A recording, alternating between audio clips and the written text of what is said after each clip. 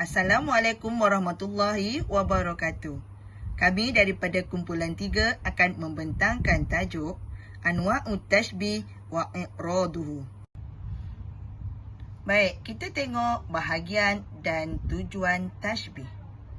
Bahagian tashbih ada dua, iaitu yang pertama tashbih mufrad, iaitu membandingkan sesuatu yang tertentu dengan yang lain. Kita tengok contoh di dalam surah Al-Baqarah ayat 187. Bismillahirrahmanirrahim. Hunna libasul lakum wa antum libasul lahun. Yang bermaksud, mereka adalah pakaian bagimu dan kamu adalah pakaian bagi mereka. Baik, seterusnya bahagian tashbih yang kedua, iaitu tashbih murakkab, iaitu membandingkan sesuatu hal yang tertentu dengan yang lain. Contoh kita tengok di dalam surah Al-Ma'arij ayat 8 hingga 9. Bismillahirrahmanirrahim. Yauma takunus sama'u kal muhli. Yang bermaksud pada hari ketika langit menjadi seperti luluhan perak. Wa takunul jibalu kal ihni. Yang bermaksud dan gunung-gunung menjadi seperti bulu yang berterbangan. Baiklah, kita tengok pula bahagian tashbih mufrad. Tashbih mufrad terbahagi kepada 7 bahagian. Yang pertama, tashbih tam, ialah apa yang disebut rukunnya. Kita tengok contoh di dalam surah Al-Baqarah ayat 17. Bismillahirrahmanirrahim. Mathaluhum kamathalil ladzis tawqada nara. Yang bermaksud, perumpamaan mereka seperti orang-orang yang menyalakan api. Bahagian tashbih mufrad yang kedua pula ialah tashbih mursal, iaitu yang ada padanya adat. Kita tengok contoh di dalam surah Al-Baqarah ayat 74.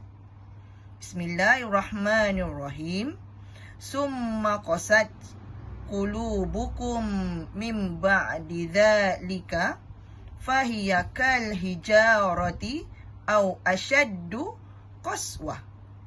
Yang bermaksud, kemudian setelah itu hatimu menjadi keras sehingga hatimu seperti batu, bahkan lebih keras. Baik, yang ketiga iaitu tashbih muakkad, ialah yang tiada padanya adat. Kita tengok contoh di dalam surah Al-Baqarah ayat 13. Bismillahirrahmanirrahim. Ala innahum humus sufaha'u walakin la ta'lamun. Yang bermaksud, sesungguhnya mereka itulah orang-orang yang kurang akal, tetapi mereka tidak tahu. Baik, bahagian yang keempat iaitu tashbih mujmal, ialah tashbih yang tiada wajah syabbah. Kita tengok contohnya di dalam surah Al-Baqarah ayat 101. Bismillahirrahmanirrahim. Kitaballahi wara'a zuhurihim ka'annahum la ya'lamun. Yang bermaksud, melemparkan kitab Allah itu ke belakang, seakan-akan mereka tidak tahu. Yang kelima iaitu tashbih mufassal, ialah mengekalkan sifat perumpamaan atau dipanggil wajah syibbih. Kita boleh lihat contohnya di dalam surah Al-Baqarah ayat 146. Bismillahirrahmanirrahim. Alladzina atainahumul kitab ya'rifunahu kama ya'rifuna abna'ahum. Yang bermaksud, Orang-orang yang telah kami beri kitab, yakni Taurat dan Injil, mengenalnya, yakni Muhammad, seperti mereka mengenal anak-anak mereka sendiri. Yang keenam, tashbih baligh, ialah yang dibuang adat dan wajah syibih. Contohnya kita boleh tengok di dalam surah Al-Baqarah ayat 18. Bismillahirrahmanirrahim. Summum bukmun fahum la yarji'un. Yang bermaksud mereka tuli, bisu dan buta sehingga mereka tidak dapat kembali. Yang ketujuh iaitu tashbih makhluk, ialah penyerupaan yang terbalik. Kita tengok contohnya di dalam surah Al-Baqarah ayat 275. Bismillahirrahmanirrahim. Zalika bi'annahum qalu innamal bai'u mithlu riba wa ahallallahu al-bai'a wa harrama riba'a. Yang bermaksud, yang sedemikian itu kerana mereka berkata bahawa jual beli sama dengan riba. Seterusnya kita masuk kepada bahagian tashbih murakkab. Tashbih murakkab terbahagi kepada dua. Yang pertama, tashbih tamsili, iaitu tashbih yang wajah syabahnya digambarkan dengan berbagai sifat dalam satu ayat. Contoh kita boleh tengok di dalam surah Al-Qari'ah ayat 4 hingga 5. Bismillahirrahmanirrahim. Yauma yakunun nasu kal farashil mabthuth wa takunul jibalu kal ihnil manfush. Yang bermaksud, pada hari itu manusia seperti anai-anai yang bertebaran dan gunung-gunung seperti bulu yang dihambur-hamburkan. Bahagian tashbih murakkab yang kedua iaitu tashbih dimni, iaitu tashbih dan musyabbah bihnya tidak terbentuk atau yang tiada gambaran. Contoh kita boleh tengok di dalam surah Hud ayat 42. Bismillahirrahmanirrahim.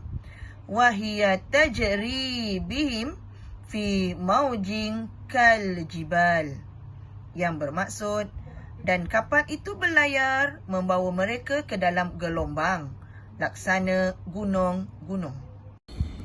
Bismillahirrahmanirrahim. Assalamualaikum warahmatullahi ta'ala wabarakatuh. Seterusnya saya akan menyambung pembentangan rakan seperjuangan saya, iaitu tujuan tashbih. Okey, untuk pembentangan saya akan menerangkan dua tujuan tashbih, iaitu memperindahkan tashbih dan memburukkan tashbih. Tujuan tashbih yang pertama saya akan terangkan ialah memperindahkan tashbih ataupun mencantikkan tashbih. Okey, contoh dalam firman Allah dalam surah Ar-Rahman ayat 58 disebutkan ka'annahunnal yakut wal marjan. Yang ini bermaksud seakan-akan bidadari itu seperti yakut dan marjan.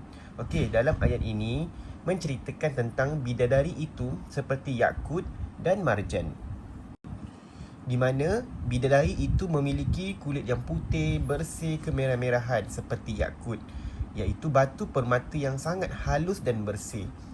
Marjan pula membawa maksud batu permata merah yang diambil dari lautan. Jadi ayat ini menerangkan puteri itu seperti yakut dan marjan yang mempunyai pipi kemerah-merahan dan putih, halus serta bersih.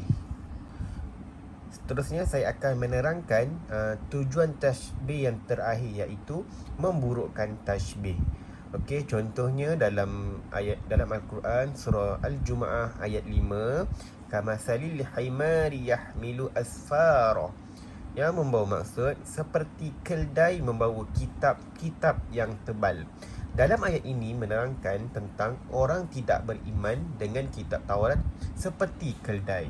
Perumpamaan ini seperti perumpamaan orang-orang Yahudi yang mendapat pengajaran kitab Taurat dan diperintah untuk mengamalkannya, namun mereka tidak mengamalkannya, seperti keldai yang mengangkut banyak kitab, namun keldai itu tidak memahami langsung isi di dalamnya.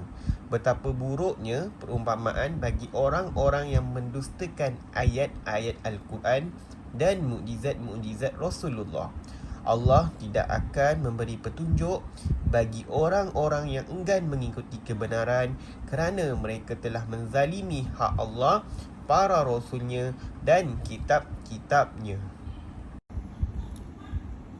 Okey, sekian saja perbentangan dari kumpulan kami. Okey, ini antara rujukan yang kami rujuk. Yang pertama, huraian matan Al-Ajurumiyah, Ilmu Nahu dan Tata Bahasa Arab daripada Ash-Hafizrul bin Abdul Hamid, edisi kedua. Rujukan kedua iaitu daripada buku Ilmu Saraf Moden, Kata dan Frasa Bahasa Arab, edisi terkini daripada Ash-Hafizrul bin Abdul Hamid. Rujukan yang ketiga, 40 hadis daripada Jabatan Agama Islam Johor, edisi kedua. Rujukan yang keempat, Tafsir Al-Quran Pimpinan Ar-Rahman. Rujukan yang kelima, Tafsir Al-Quran Mu'jam. Dan rujukan yang keenam dan ketujuh kami rujuk daripada internet. Sekian saja dari kumpulan kami. Semoga dapat memberi manfaat kepada semua. Assalamualaikum warahmatullahi taala wabarakatuh.